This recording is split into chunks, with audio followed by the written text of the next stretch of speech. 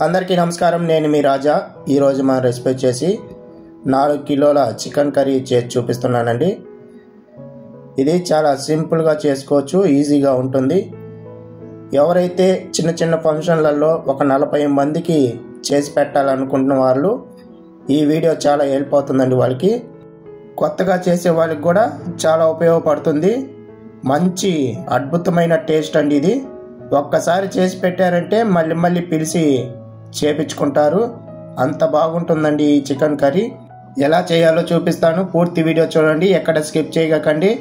ఇంకా లేట్ చేయకుండా video start చేసేద్దాం రండి.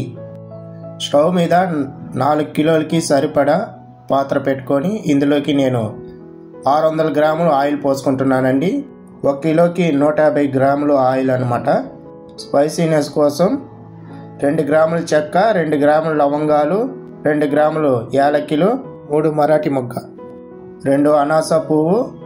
వీటన్నిటిని ఒక 5 సెకండ్ల పాటు నూనెలో అలా వేయించుకుంటే సరిపోతుంది. ఇప్పుడు మనము 2 కిలోల వరకు ఆనియన్స్ ఇలా కట్ చేసి వేసుకోవాలండి. 1 కిలోకి వచ్చేసి 500 గ్రాములు. ఆనియన్స్ వచ్చేసి ఎక్కువ పడుతుంది గ్రేవీ చేసేటప్పుడు. ఇప్పుడు ఈ ఆనియన్స్ అంతా బాగా వేయించుకోవాలండి. ఒక 10 నిమిషాల పాటు సన్న మీడియం మంట మీద అడ్జస్ట్ చేసుకుంటూ 10 నిమిషాల పాటు ఫ్రై చేసుకోవాలి. మంచి బ్రౌనిష్ కలర్ వచ్చేంత వరకు వేయించుకుంటూనే ఉండాలి ఇలాగా. ఇప్పుడు ఒక సగం వేయించుకున్న తర్వాత ఇప్పుడు వచ్చేసి ఈ సమయంలో కొంచెం కరివేపాకు వేసుకోవాలండి.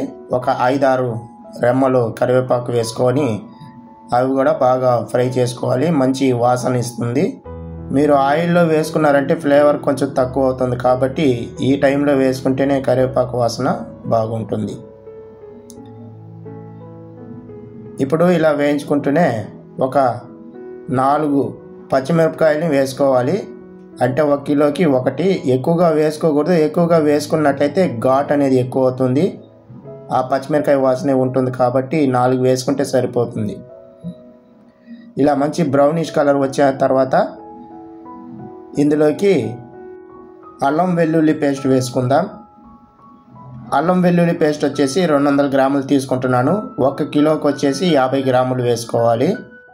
కొంచెం పచ్చివాసన పోయేంత వరకు మీడియం మంట మీద ఫ్రై చేసుకోవాలి. అప్పుడే తొందరగా వేగుతుంది. మీరు సగం సగం వేయించుకున్నారంటే అల్లం వెల్లుల్లి పేస్టే వాసన వస్తుంది తినేటప్పుడు. సో ఇది బాగా వేయించుకోవాలి, పచ్చివాసన మొత్తం పోవాలి. ఇలా వేయించుకున్న తర్వాత 2 కిలోల వరకు టమాటాలు వేసుకోవాలి. టమాటాలు వేసుకున్న తర్వాత మసాలా దినుసులు కూడా వేసుకుందాం. 1 టీ స్పూన్ వరకు పసుపొడి పౌడర్ వేసుకుంటున్నాను. కారం వచ్చేసి 6 టేబుల్ స్పూన్లు వేసుకుంటున్నాను. ధనియాల పొడి వచ్చేసి 8 టేబుల్ స్పూన్ వేసుకుంటున్నాను. చికెన్ మసాలా వచ్చేసి 4 టేబుల్ స్పూన్ వేసుకుంటున్నాను. రుచికి తగ్గ ఉప్పు వచ్చేసి మీరు చూసుకొని వేసుకోండి. ఇప్పుడు ఈ మసాలా అంతా బాగా నూనెలో వేయించుకోవాలండి. ఒక 5 నిమిషాల పాటు వేయించుకుంటేనే బాగుంటుంది. చేయి వదలకుండా వేయించుకుంటూనే ఉండాలి. అప్పుడే ఆ పచ్చివాసన మసాలా అంతా పోయి మంచి టేస్ట్ని ఇస్తుంది. ఇలా వేయించుకుంటూ ఉంటే ఈ విధంగా ఆయిల్ అనేది కొంచెం రిలీజ్ అవుతుంది. ఈ టైంలో మూత పెట్టుకొని ఒక 10 నిమిషాల పాటు కుక్ చేసుకోవాలి సన్న మంట మీద. 10 నిమిషాల తర్వాత ఇలా ఆయిల్ రిలీజ్ అయిపోయిన పాట ఒకసారి అంతా మిక్స్ చేసుకోవాలి. ఎవరైతే నా ఛానల్ కొత్తగా చూస్తుంటున్నారో సబ్స్క్రైబ్ చేసుకొని చూడండి. ఇలాంటి మంచి మంచి వీడియోలు నేను చేసి పెట్టాను, మన ఛానల్లో ఉన్నాయి. తప్పకుండా వాటన్నిటిని చూడండి, మీకు మంచి ఉపయోగపడుతుంది. ఇలా ఒకసారి అంతా మిక్స్ చేసుకున్న తర్వాత ఇప్పుడు వచ్చేసి మనము చికెన్ అనేది యాడ్ చేసుకుందాము. ఇక్కడ నేను 4 కిలోల చికెన్ తీసుకుంటున్నాను.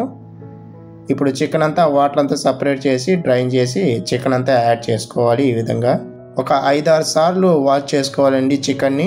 అప్పుడే మంచి హైజీనిక్గా ఉంటుంది కర్రీ.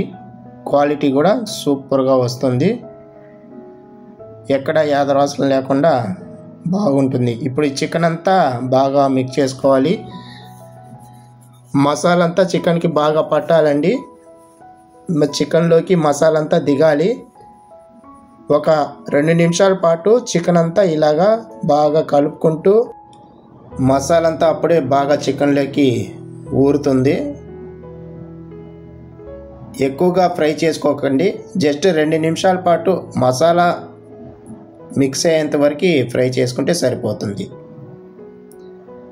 ఇప్పుడు మూత పెట్టుకొని ఒక 10 నిమిషాల పాటు సన్న మంట మీద ఉడికించుకోవాలి. 10 నిమిషాల తర్వాత చూపిస్తాను చూడండి, వాటర్ అంతా కొంచెం రిలీజ్ అయింది. ఇప్పుడు చికెన్ అంతా కూడా బాగా సాఫ్ట్గా 10 నిమిషాల్లో ఉడికిపోయి ఉంటుంది సగము. మిగతా సగం వచ్చేసి మనం వాటర్ పోసుకొని కుక్ చేసుకుందాము. ఇలా ఒకసారి కలుపుకున్న తర్వాత మంచి కలర్ కోసము కాశ్మీరీ లాల్ మిర్చి పౌడర్ నేను వేసుకుంటున్నాను 4 స్పూన్లు. ఈ కారం వచ్చి మంచి కలర్ని ఇస్తుంది కర్రీకి.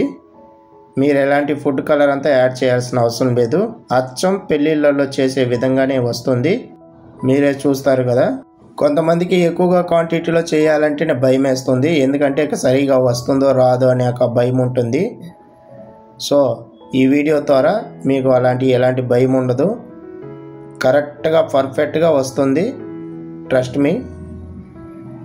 ఇప్పుడు వచ్చేసి మనం వాటర్ పోసుకుందాం. మీ గ్రేవీకి తగ్గట్టుగా మీరు వాటర్ పోసుకోండి. ఎక్కువగా కావాలంటే మీరు చూసి పోసుకొని కొంచెం మసాలా అంతా ఎక్కువ చేసుకోండి.